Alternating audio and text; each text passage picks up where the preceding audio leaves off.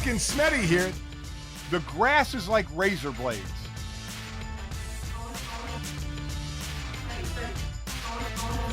Welcome to another edition of Golic and Smetty. I am Mike Golic Sr. She is Jess Matana.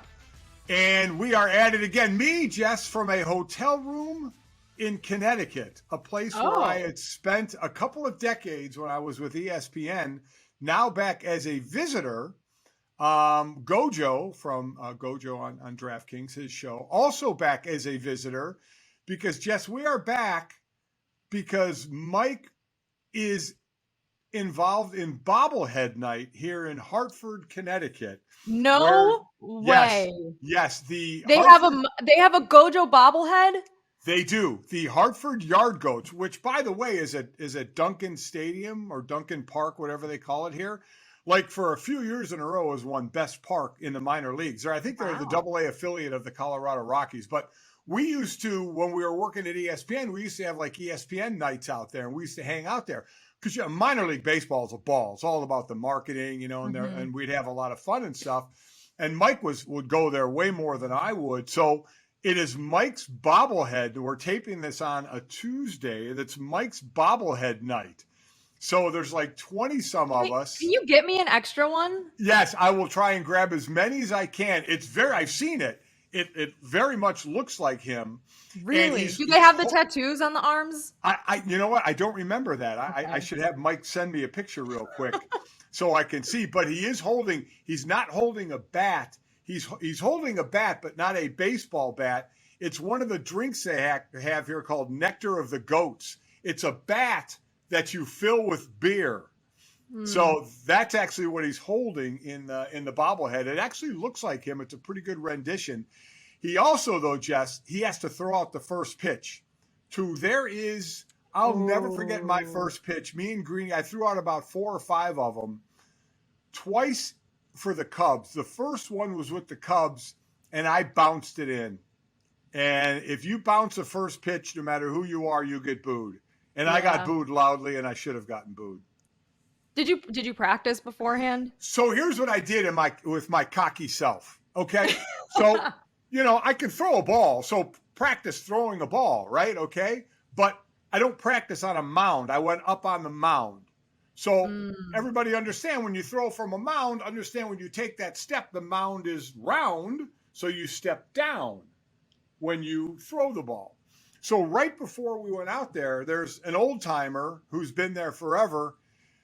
He said, "Hey, let me give you a little advice." He said, "If you throw him from the mound, the first pitch." I said, "No, I have not." He said, "Well, you're going to step down because you're on the mound. So you got to release the ball higher than you think, or you're going to bounce it." Oh, I see. Okay. And I'm like, and here's me. Yeah. Seems unnatural. Yeah. I know. He's like, yeah. I'm like, yeah, old man, whatever. I, of course, am a dumbass and don't listen to him. So we go out on the mound, Greeny and I step and I throw. And as soon as I step and release the ball, I said, "Oh, shit." Because he was exactly right. I stepped down and my release was down and I bounced it about 2 feet in front of the catcher and got roundly booed and should have gotten booed. So that's the only thing I told Mike. I said, you can practice throwing, but you're not used to throwing off a mound. You got to have a high release. So you'd rather overthrow than bounce. So he's a little nervous about the first pitch aspect. The eating and drinking and bobblehead part is easy. That's pure gold stuff. Yeah. But the actual throwing of the first pitch is going to be really interesting. So will you be videotaping this with your phone? It will be out on his social media. Yes, there are people. I do want to see it. Yes, it will be everywhere. It will be documented. I hope he does well. There's a little part of me that hopes he screws up because then that's always funnier on social media. It's always funnier if he screw up. If he throws a perfect strike, I won't share it. But if he does screw up, it'd be great. I'll have to because I'm his father, so I'm contractually obligated if he does something well to note it. Though I am also in the position when he does something stupid, I'll note it as well.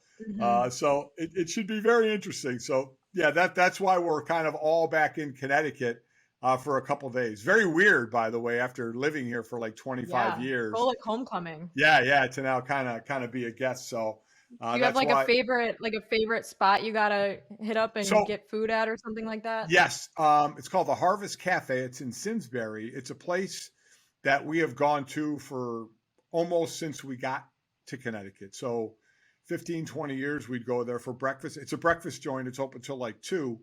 But unfortunately, after COVID, it's still open, but it's closed on Monday and Tuesday.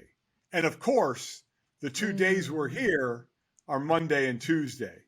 They can't open it up special for you? I know. We're so bummed. So we backed that up with another place, and we went to this morning, Mike and I and my wife Chris, called Donut Crazy. So, which isn't shocking for us to go to. Yeah, it's kind of like a coffee cake donut, breakfast, like a donut covered in like Fruit Loops. A s'mores donut, a cannoli donut. It's donut crazy, the crazy donut. Kind of donut. Oh yeah, that sounds crazy. It's unbelievable. It's fantastic. So that was not a bad. That's always in our rotation as well. We knew we were going to go there, but yeah, the Harvest, that was our place. So we were kind of bummed we weren't able to go there. And then so we'll hang out this afternoon. Jake and Jenny, my son Jake, his wife Jenny came in with the grandkid. So we'll get to hang out with him again. Little Jackson, who's 8 weeks old. So that'll be a lot of fun. So it'd be a nice day. It sounds like, I think by the time people listen to this, the video of Mike Jr. either screwing up or having a good first pitch will already be on the internet. So you'll know whether or not I retweeted it. If you haven't seen it, it's because he did a good job. Is it bad for me to say that there's maybe a 51% of me wants him to screw it up? No, I think is that wrong to say? I'm surprised it's so low. I would have guessed like 75, 80. Yeah. I guess I'm saying 51 just to be kind of nice, but it's probably 75 or 80. And I don't know if it's because I bounced my first one. So, but no, I hope he does well. Whatever. Yeah, maybe. We'll have to wait and see. Mike, speaking of things that you hope go well but don't, there's a transition there. Week 0 of college football season was this past weekend.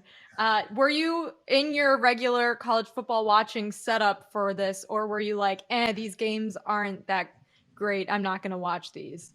Oh, no, I absolutely was in my setup and watching. I got all my stuff done in the morning because the first game that was on was actually the game from Ireland.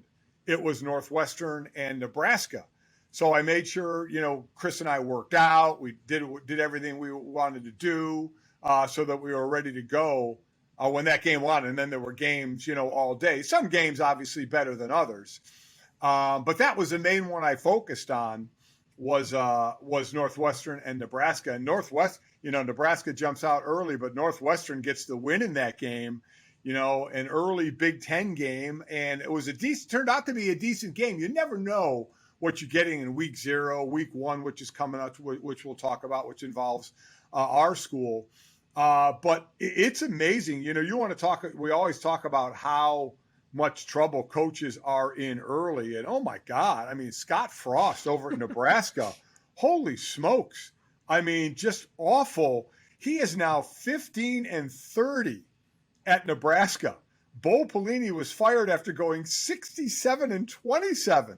And Scott, I mean, talk about the epitome of a hot seat, and he loses a ton of one-score games as well, like he did in this one. It's just it's awful. I mean, you got to believe it's coming up on the end of the road for Scott Frost. Guy who's returning to his alma mater after having a monster year at UCF a few years ago, and it just hasn't gone well for him at Nebraska by any stretch of the imagination. Well, I read that the Huskers are 5-21 in one-score games under Scott Frost. So it's that he doesn't seem to be able to finish a game. Like, they just seem to have these collapses in the second halves of games after they already have taken a lead, and they can't seem to close it out. But Mike, I guess you can consider that a football game. It had football things in it. It wasn't like. It wasn't the most exciting game. There's going to be more exciting ones next weekend, but I did enjoy getting up early, watching some College Game Day, turning on the game at 12:30, and then we had a late Hawaii game that started I think at 10 o'clock against Vanderbilt, which by the way Vanderbilt oh my gosh annihilated Hawaii, annihilated them. It was a fun college football weekend. Other than Scott Frost and the disappointment of Nebraska, did you have any takeaways from the rest of the games? Here was the best takeaway, and it had nothing to do with on-field play, and it happened at the game in Ireland. Did you see what happened there? Yes. The stadium, and I hope people have heard this. If not, you wish you would have been there. The stadium is cashless. So it's all by card, all by electronic transaction for any kind of expense there. And the internet went down. So all the beer was free. So they were showing the lines in the concourse that were a mile long. A lot of other stuff, I guess, was free too, but they were really saying the beer now was free because it was like either free or close down the concession stands and serve nothing. And they weren't going to do that. There would have been a riot. Right. There would have been a riot. Don't piss off Big Ten fans with the promise of beer and then taking the beer away from them because your internet server goes down. You have to make right. And they did. And I also read, and I don't know if this is true, Mike, because, I wasn't there, but I read a tweet that said that there were some, fans who felt bad that they were getting all this free beer. So they were just leaving cash tips, which I thought was hilarious and very Midwestern, to just feel a little guilty about getting all the free beer. Like, I'll just give you whatever's in my pocket. Here's some Big Red and a $20 bill. I know you don't use dollars here, but it's all I have. I would have. See, and I'm one of those guys. I'm one of the holdovers, Jess. Now, I know what Mike, Jake, and Sydney do, my kids. When you're out, do you have cash? Never. You've got to have some cash on you. I tell my kids, just for tipping purposes, like, there's where we're at, there's a valet park in the car. All of a sudden, Jake's like, Dad, you got a few bucks. I'm like, just carry a few bucks for that. I'm telling you, as the father of this podcast, Jess, you got to have some cash. I don't care if it's 20 bucks. You sound a lot like my dad. I will say, like, when I go out with a purse or a bag, I do usually have some, emergency cash in one of the pockets, but I don't make a conscious decision when I leave my house to be like, oh my gosh, I need $20. What if I have to tip a valet? Like, there's very rare situations in which I need to tip anyone with cash anymore. Most everything's electronic now, even tips. Wait, you can tip a valet electronically? You can do a lot. If they have one of those little iPad thingies with the checkouts, you can tip anyone on that. I will say I do use cash when I'm going to like a salon or something like that. So that is like the one use of cash that I still have. But even some people now have like Cash App or Venmo for that. So you really don't even need it that much anymore. See, I don't have Venmo. I should. Everybody in my family does. Wow. But I know. It's one of those things I should have. You have Zell? You have Cash App? What the hell is Zell?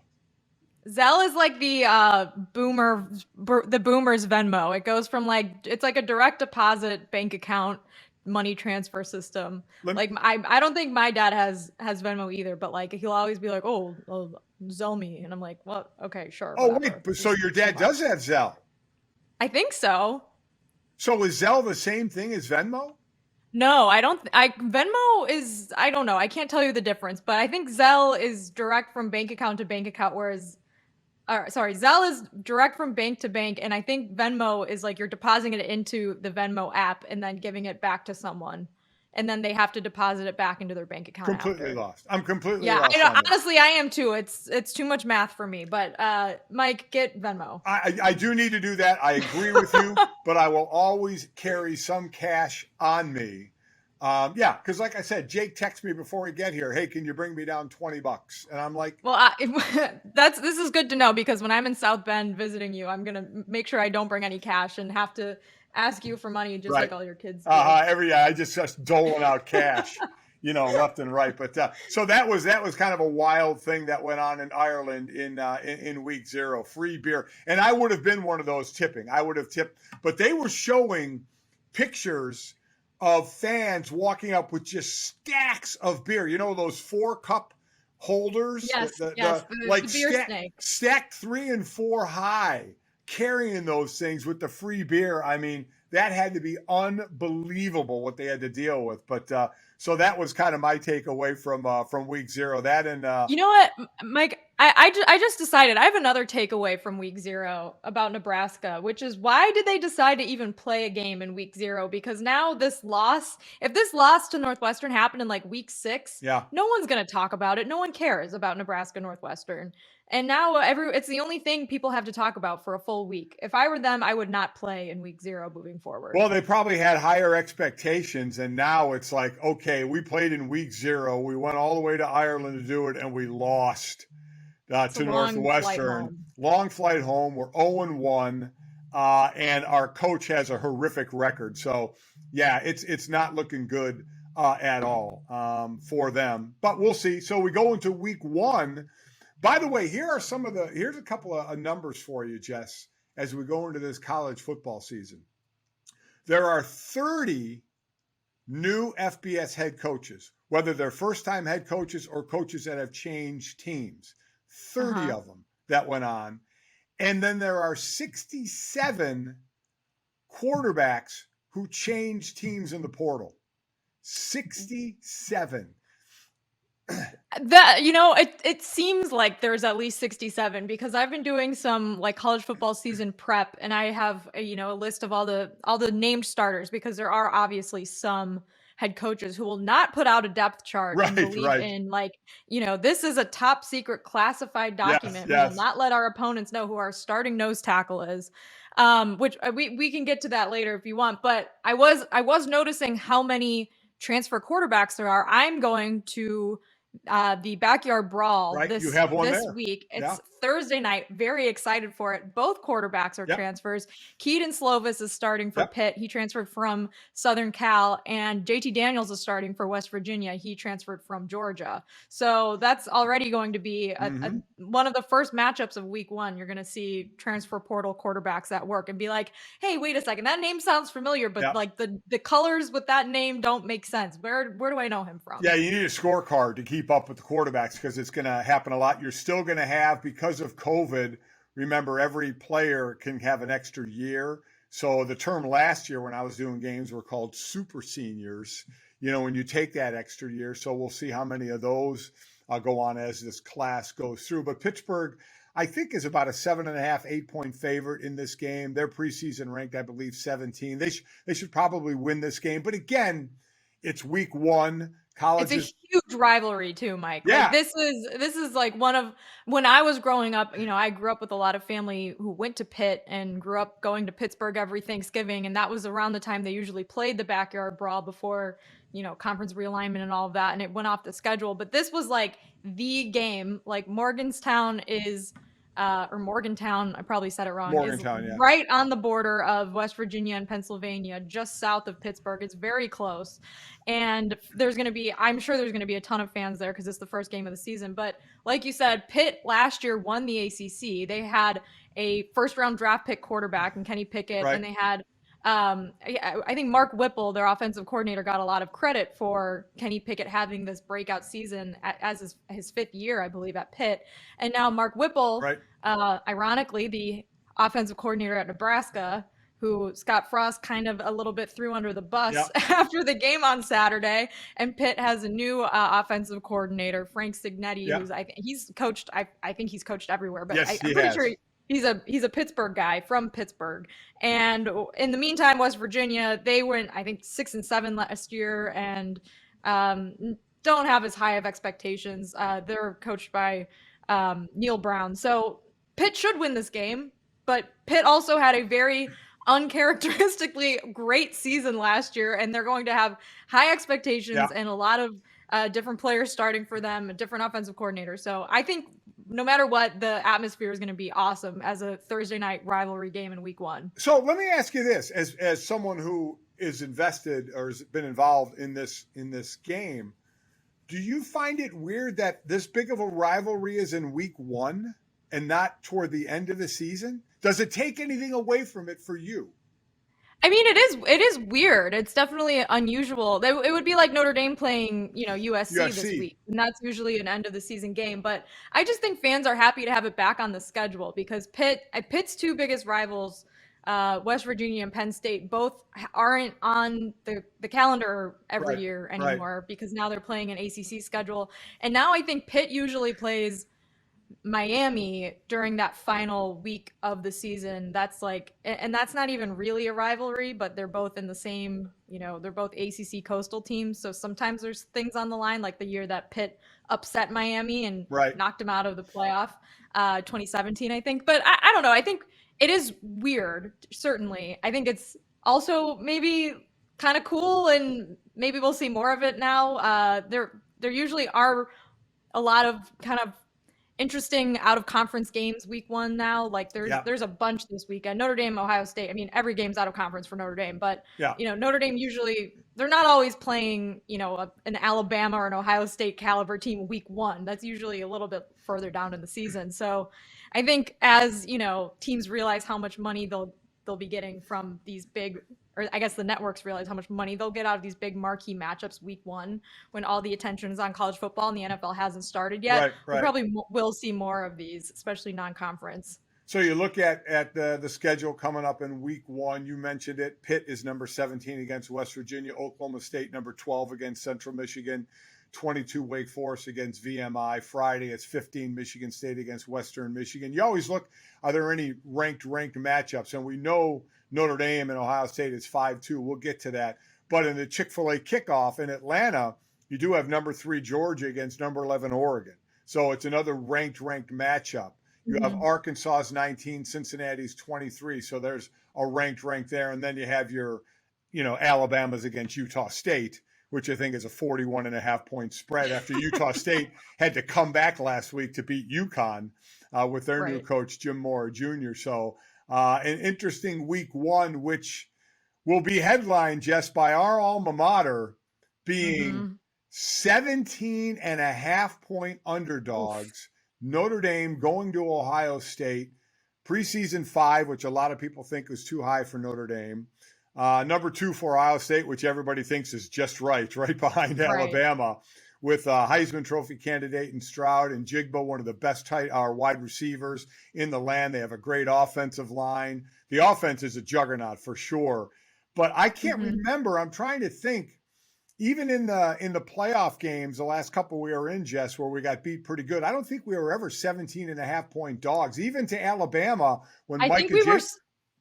Well, I was going to say, I think when the last time Notre Dame played Alabama in the playoff, they were 17 points. Oh, okay. And and I think they covered, well, I know they covered the spread because I bragged about it on Twitter for a couple of years. That's what we had to brag about. But 17.5 is a lot. Marcus Freeman kind of said as much yesterday in his press conference. I'm not sure if you caught that, but he was like, well, that's, we'll use that as motivation or whatever. But I mean, as far as like preseason rankings go, no, it doesn't matter who's 5. And I think you could definitely say Alabama, Ohio State, and Georgia are the best 3 teams this season. But everything after that is just guesswork. There's nothing that's going to tell you that Notre Dame's going to be better or worse than Clemson. Clemson's quarterback played not very well last season. Exactly, they have an entire new coaching staff underneath Dabo Swinney of guys that have been promoted up through, the ranks. Same. You could say the same for a lot of these teams. Michigan's going to be running a different offense, and they have a weird quarterback thing happening there that I'm not even sure how to describe. So when you get past like the top tier teams this year, which are Alabama, Ohio State, and Georgia, like everything else is just kind of going to shake out where it shakes out. And it doesn't, Notre Dame could be 5, they could be 8 right now. I don't think, who knows? So what are your feelings going into this game? Nerves. I just hope Notre Dame covers, because like that will at least mean that they're not as far beneath Ohio State as the odds makers put them, I guess. I don't know, Mike.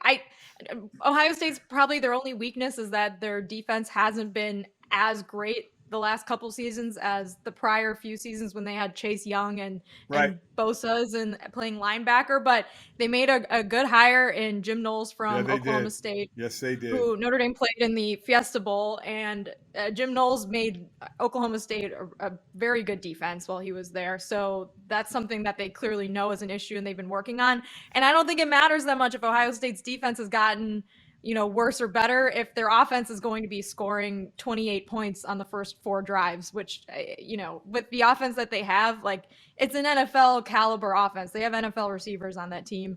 And I think CJ Stroud is the Heisman favorite right now. I'm not sure if you mentioned that already, but I don't know. It might be scary, Mike. Yeah, you mentioned Knowles. That was a great pickup from Oklahoma State. Now, good and bad, when we played them in the Fiesta Bowl, we scored a bunch of points in the first half off that defense, but then didn't score much at all in the second half off that defense. So Knowles brings an attacking scheme.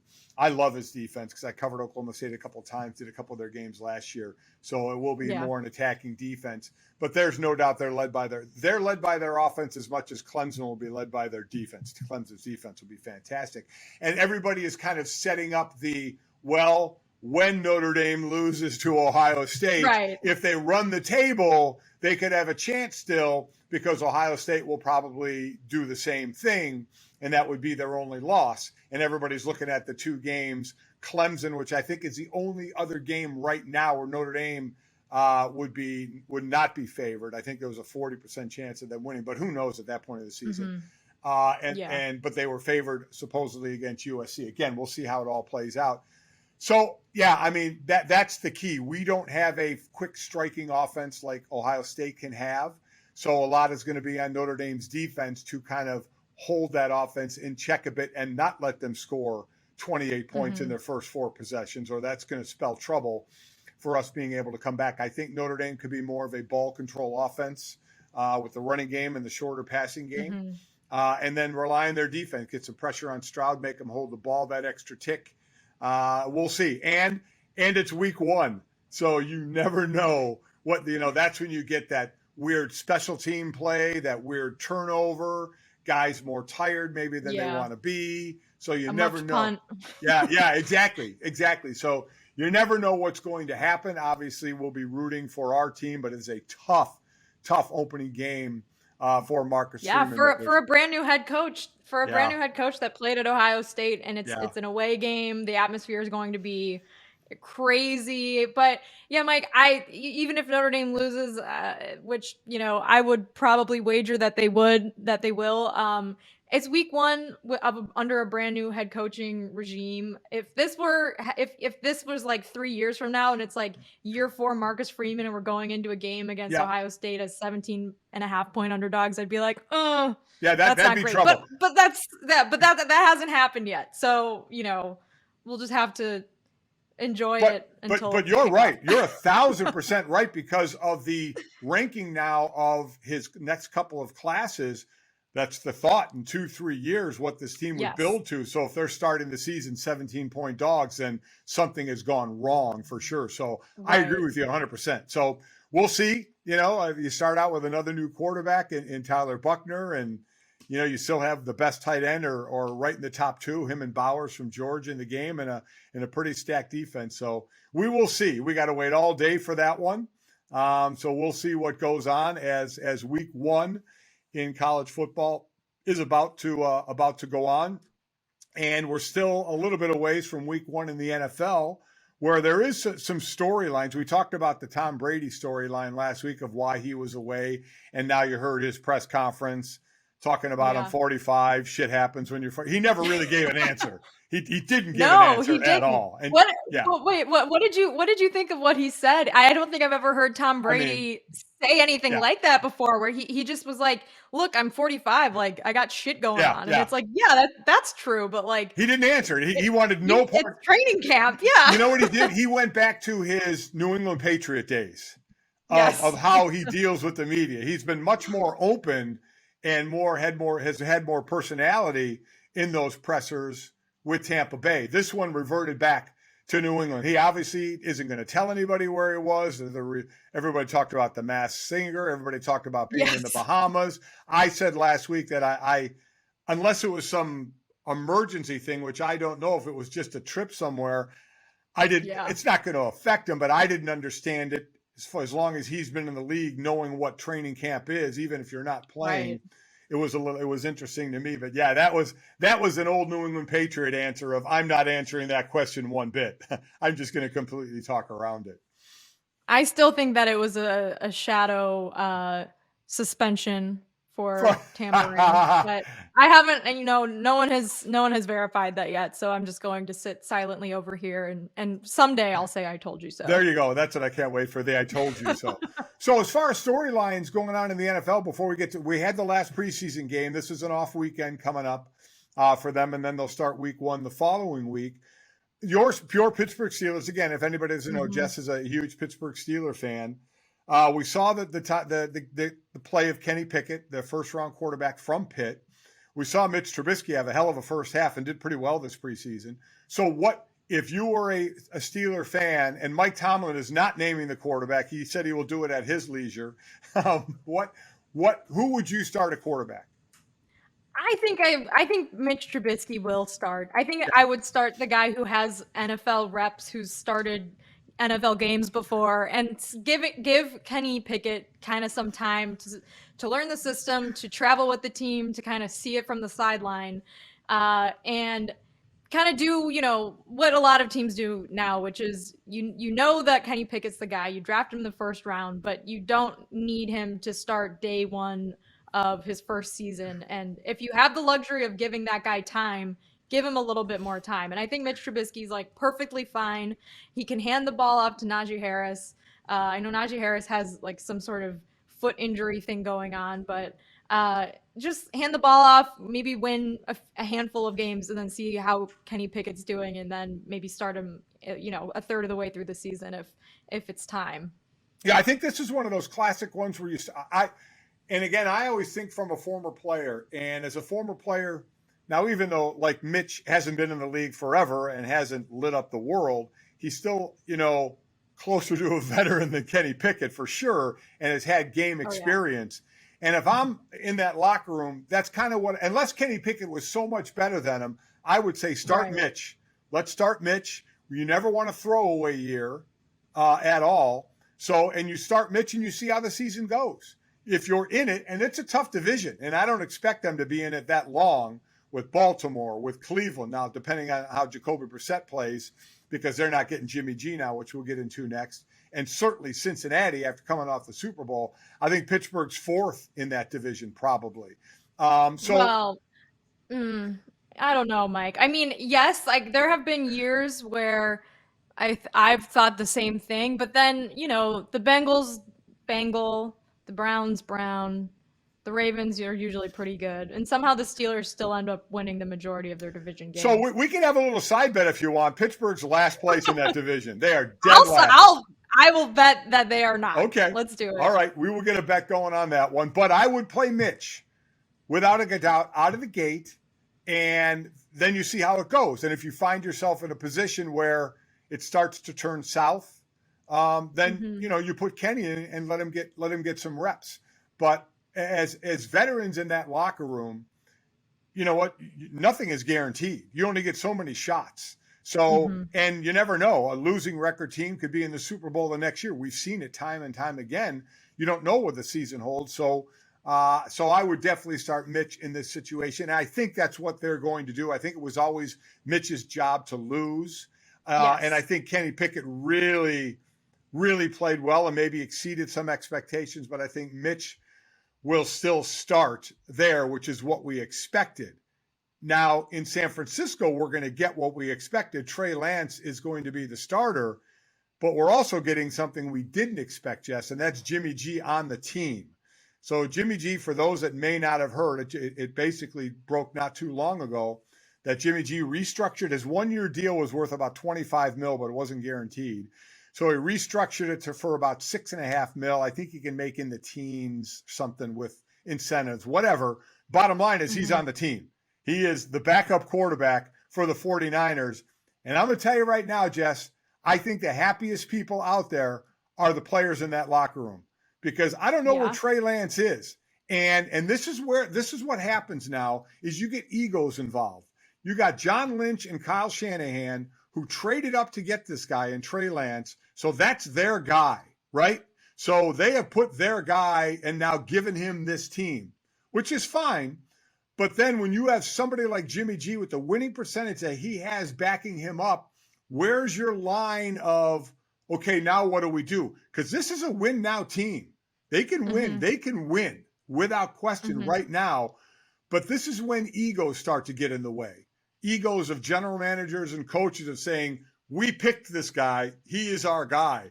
And let me tell you, the people who know it the most are those in the locker room who are like, wait a minute, if Lance isn't playing all that well, they're going to be like, gang, we don't have too many bites at the apple here. Let's get a guy in here who has won with us. So this could be very interesting. Here's another thing I get tired of hearing, Jess. You tell me what you think. I get tired of the, oh, you're going to mess with a guy's psyche. If Trey Lance starts and gets benched for Jimmy Garoppolo, where is he mentally? Well, you know what? If he's in a bad place mentally, I just found out something about him. I need a mentally strong player. And if he gets benched because he's not playing well and somebody else comes in and I lose him mentally, well, shit happens. So I get a little tired of, you got to be careful of them mentally and don't hurt them mentally. I mean, give me a break. You got to be mentally tough to do a lot of things, and especially to play quarterback in the league. And I'm not mentally tough, Mike. So I always feel bad for the guy. I'm like, oh no, it's so sad. Like, just let him lose 6 in a row. It's gonna be fine. It's so mean to bench him. Oh my God, no, man, because guys will be screaming in that locker room to themselves. I mean, saying we need to make a change here, and this is business, man. This is about, when you go in any line of work, it's about production. If you're not getting it done and the guy next in line is getting it done, then that's the way it works. You may not like it, but that's the way it works. And if you fold mentally, well, then I found out something about you. And I'm not saying that would happen with Trey. I'm saying that's what other people, you got to be careful. Got to be careful of his psyche. Bullshit, you got to be careful of his psyche. If he's not getting it done and somebody else can go there and get it done, the bottom line is winning. This is pro sports. I hope I don't have a bad string of podcast episodes, because you will replace me in a heartbeat, Mike. You are ruthless. All of a sudden you'll be tuning in when we normally do the pod, and we won't be doing it. I'll have switched it to another time. There's Golic and some other person that rhymes with Smetty is going to be sitting in my spot. Yeah. Maybe you'll find another Smetty. That's going to be really difficult to do. Just keep the same name. Yeah, keep the same name. What's your name? No, it's Smetty now. Yeah, no matter what, it's Smetty now. So yeah, to me, I think the only person that doesn't like that move that in San Fran is probably Trey Lance, thinking it was his team, and now he has that looking over his shoulder a little bit with Jimmy G. And listen, Jimmy G didn't get moved because A, nobody would meet the price of $25 million to trade for him. B, he's coming off a shoulder surgery. Now, it also does give San Fran, for those that may not know, a couple of more months to move him, because the trade deadline, I think, is in early November. And now you're not trading for $25 million, you're trading for $6 million. And at that point, if you trade November, it would be less. So it's possible he could still be moved for sure. But we'll have to wait and see. But it's still Trey Lance's team, so we'll see. We'll see how that goes. I'm looking forward to the start of the season, though.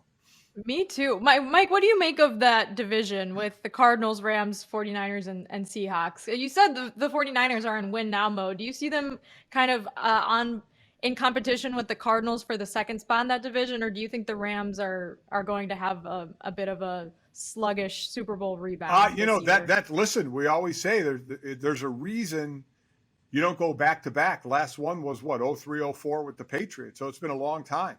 Now the Rams have the talent to get back there, but you never know. You never know if an injury pops up or something like that. I think that the 49ers are the second best team. I don't have faith in the Cardinals at this point to be one of the top teams in that division. Seattle is they're rebuilding. So last year we thought that was the best division in football. This year I think that's the AFC West. But yeah, I think clearly, I think San Fran is the second best team, so you never know what may happen. Real quickly, you reminded me, because you mentioned the Rams. How about that brawl with the Rams and the Bengals, where Aaron Donald was swinging his helmet around and everybody was wondering if he would get suspended for that because, we know swinging a helmet can cost you. My quick opinion on that people probably will not like. First and foremost, the league has no say in it, zero say in a practice. So much like Myles Garrett got suspended for swinging his helmet at Mason Rudolph, that was in a game, so that's under the league purview. So the league suspended for that. This is in practice, so the league cannot step in and do anything. The only ones that can are the Rams. And I'll say this right now. There is a hierarchy of players. If that was a rookie who swung his helmet, he'd probably get cut if I didn't think he was going to make the team. Aaron Donald did it. I would say, Aaron, please don't do that anymore. And would not even think about suspending him for anything. No shot. No shot am I taking him off the field. All right. Well, I honestly don't have a take on it, Mike. No. I mean, it's a horrible thing to do. It looked crazy.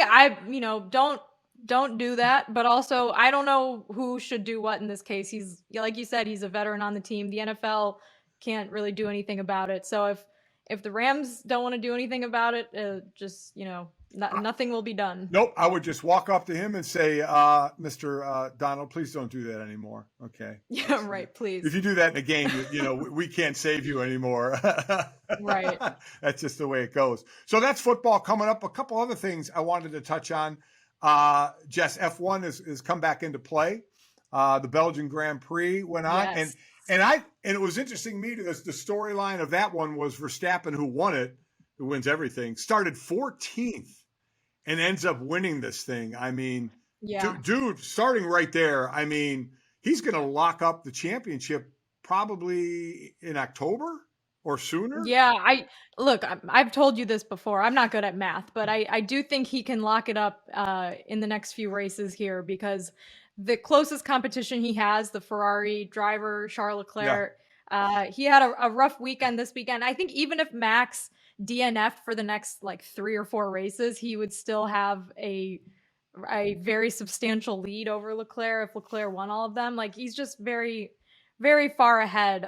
You mentioned something to me that I just looked up right before we started, Mike, which is that Verstappen had a visor strip that flew off his car and got stuck in Charles Leclerc's brake ducts. Yeah. And then Charles Leclerc had to pit because there was smoke coming out of his car, I guess. And everyone thought oh, here we go again.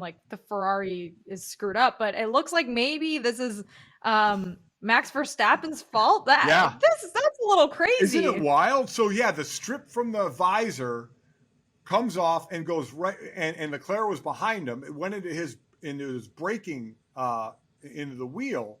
So as you mentioned, it was an unscheduled pit stop, and it messed up a sensor. So he ended up speeding in pit lane.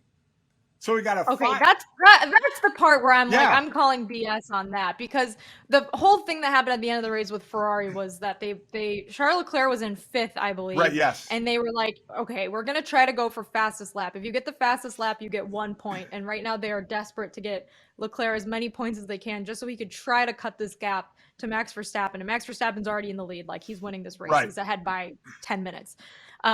So Leclerc goes into pit. They put soft tires on, so he goes back out, but he loses a place to Fernando Alonso when he goes back out. And then he kind of battles back against Alonso. I don't think he gets fastest lap because there was too much traffic in front of him. Right. And so then he ends up finishing in 5th place, but then he gets a 5-second penalty for speeding in the pit lane, like you said. So then he ends up getting 6th place. So the whole thing was basically for nothing.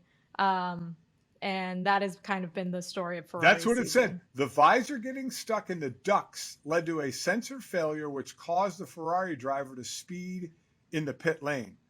So maybe it messed with, I don't know, he knowing how fast he was going. It's the only thing I can think of. And afterward, Verstappen, about the visor thing, he just said, I hope it's not mine.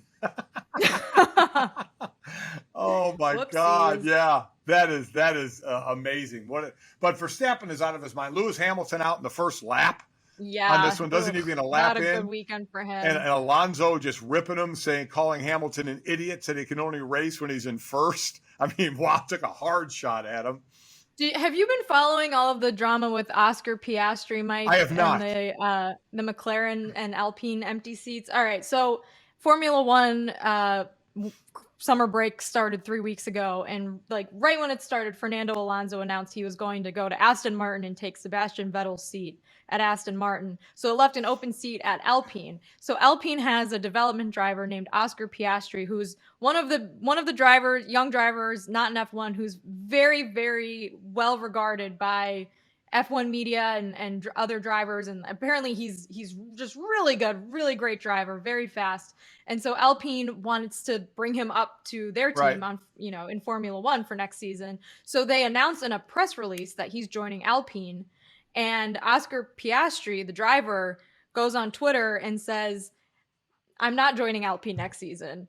I never agreed to this." And so now there's a court case being heard by, like the whatever like international like motorsport court hears these like contract disputes to decide if he has to honor the contract he had with Alpine previously, or if he can leave and join whatever team he wants, because he wants to join McLaren, who got rid of Daniel Ricciardo, who's the Australian driver that everyone loves because he's just like very, charming. What a personality. Yeah. Like just a really outgoing, personable guy. But hadn't been driving very well as of late. Has not been driving well with McLaren. Has had 2 like pretty bad seasons, other than one race last year in Monza that he won. But it's like a whole disaster, Mike. They announced this guy was going to drive for them, and then he went on Twitter and was like, "I'm not going to drive for them." And it was very embarrassing for Alpine. So now Alpine doesn't have a driver for next season. I've heard that they're trying to get Pierre Gasly from AlphaTauri and have an all-French lineup with Gasly and Esteban Ocon. But it's like if you were an NFL team and you were like, "We're going to trade for Jimmy Garoppolo," and then Jimmy Garoppolo was like, "No, you're not. I'm staying where I am. Please don't." And we get to find out everything on Twitter nowadays, right? Everything becomes public. Yes. Yes, it was a very funny few days for Formula One. And yeah, like anything like that over a summer break, you have to wonder, like, is anyone working behind the scenes here to keep this in the news cycle? Because it was like there were a few more other absurd things that happened over the course of the break that kept Formula One in the news cycle, and it was very fun to I don't know. Is Drive to Survive continuing, Jess? Is it continuing these seasons? Yes, they are continuing. Okay. It'll come out in March. So it'll be last season, right? Or this season? Yeah, this current season will be out in March. Okay. That they're taping right now. Okay. And I'm sure all of this will be in it. I was just going to say, we'll probably get this info in it as well. Bonus. Yeah. Fans. All right, so Verstappen again, kicking the shit out of everybody, which is, he's going to be the champ. So we just see what other drama there is around, see if another visor strip is going to get in the way and screw somebody up. That's amazing. It's going to be a banana peel. Next time. We're going to go full Mario Kart. Think of a visor strip that you just get rid of and it goes directly into the dude's tire. I mean, it's just amazing. Oh my God. All right. So let's finish up with this, Jess, because it's been a couple of weeks. I don't know what the protocol is for giving stuff away, but Better Call Saul, we both loved it. We both watched it. We both watched it through. I guess at this point, I don't mind giving away anything or just talking about what happened. We'll just do a spoiler alert. Yeah. What did you think? What did you think of the end? I liked the end. I mean, I was sad because I always, like I said earlier in the episode, I'm not mentally tough, so I want everyone to live happily ever after. And we'll do like big red light blinking spoiler alert. Do not keep listening if you don't want to know what happens in the finale of Better Call Saul. But Mike, I was sad that Jimmy ended up in prison, even though he totally deserved it and was a many times over criminal and broke many laws. I guess what I don't understand, and again, spoiler alert here, that again, if you don't turn it off, it's your own fault because we're blinking red lights everywhere. We said it 6 times. Yeah. Why did he do that? I mean, he already had the deal when he was in court. Why did he confess to everything? I don't understand that. He had the deal what he was going to get. I don't understand why he did that and chose to basically spend the next however many decades in prison. 80 years. Yeah. I'm not sure why he did it. He talked them down to 7 years and in a cushy place. Into a nice prison that was good enough for Bernie Madoff, he said. And then confessed in court all of his crimes, said that he did it, and that Walter White would have never gotten away with it if it wasn't for him. He was which is true. It is true, but he was all of a sudden taking the credit for everything. Walter White is who he is because of me. Right. And my brother, I did enough shady things to my brother that he eventually killed himself, which the judge was like, that's not even a crime. Yeah, I'm not sure why he did it. He needed to clear his conscience. Write a book. Write a book when you're in the cushy prison. I mean, that's the only thing I didn't like. For as smart and conniving as he was throughout this series, and the shady deals that he did and the way he got himself in and out of stuff, to all of a sudden, when you've used that shadiness and connivingness, if that's even a word, to get yourself 7 years in a cushy prison, that you would all of a sudden change at the last minute to grow a conscience and admit everything. That was my thought. Write a book in prison, man. That would have been the Jimmy I know, because he could have made money off that book, and that's what he was about. So I was wow. No, it's a good point. But Mike, I think he realized when he was living his boring life in Omaha, and then became, went back into the game, became a criminal again, and then talked to Kim, and then realized that Kim had come clean. Yeah. She gave this letter to Howard Hamlin's wife, and came clean, and like basically had this cathartic kind of sad moment where she was sitting on the bus crying. And I think he realized, like, I don't have anything left in my life. Like, I'm literally running this like criminal ring in Omaha with these two losers, Carol Burnett's son, scamming people out of like hundreds of thousands of dollars. And for what? Like, I'm not happy. I have nothing left. Everything that made me happy in my life was my wife, Kim, ex-wife, and being this shady criminal attorney. And I can't do either thing now because I'm in hiding. So I need to come out of hiding and come clean. And I can't, I know that I have outsmarted the United States. Yes. I talked them down to 6 years, but it's not enough. I need to clear my conscience. I need to tell the world. I have a problem with that, because Kim, when she came clean, she knew she was in no legal trouble. The only thing that could have happened was the lady could have been a civil suit. Cheryl could have been a civil suit, but she risked the civil suit. But Kim knew as a lawyer she wasn't going to be, because there were no witnesses or anything. There wasn't going to be any legal trouble. Jimmy knew exactly what he knew he was going to get decades in prison. So you just don't think that you would not have come clean. You would have just been like, I'm going to prison and I'll see you in 7 years. The dude spent his life doing things to get himself out of situations, and he did it here. And then in this one moment, sitting in the courtroom to go and fess up to everything, it was so out of character that no, I didn't like it. I did not like it. I mean, that was the end. He's sitting there in prison, again, spoiler alert, you should have already turned it off. But as far as I'm thinking of other series that have ended, I still think maybe the worst ending series ever to me was Did you say The Sopranos? Seinfeld. Oh, Seinfeld. Oh, okay. When they were sitting in the prison cell, when they didn't help someone who was getting carjacked or whatever. I didn't like it at all. Thought it was bad. Really? I was not a fan of the Soprano ending either. I was not less. It was better than I thought the Seinfeld ending. Seinfeld to me was the worst. One of the best, and now I'm really aging myself for people that haven't watched it, was MASH. I mean, I know. I'm aging myself. Oh my God. Yes. By the way, MASH. Oh, tell me about the finale of Bonanza next week. Oh, stop it. By the way, just so you all understand how big time MASH was, before the Super Bowl started becoming the most watched thing every year, MASH had that title of the most that finale was the most watched in a long time, I think, until like a Super Bowl beat it or something. So now, again, this is way back when there were a lot, just a few places to watch stuff, and not the hundreds of places you can get now. Well, you'll have to tell us next week, Mike, about the finale of Gunsmoke as well. So I'm looking forward to that. And thank God for football, or else we'd all be watching 70s television shows. There are times I hate you, Smetty. Just times I hate you.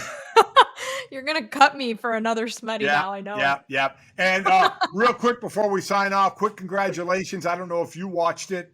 Serena Williams getting her opening round win at the U.S. Open. What's going to be her last tournament? And I got to say, Jess, just like watching Tiger try and catch Jack Nicklaus, which I didn't think was going to happen, but he still won the Masters a couple of years ago because you just have that great week and weekend. Mm-hmm. We kept waiting for that out of Serena. This is as good as I've seen Serena play in that first round in a while because I've watched her because I want to see her get that next Grand Slam to tie Margaret Court, but she hasn't looked good.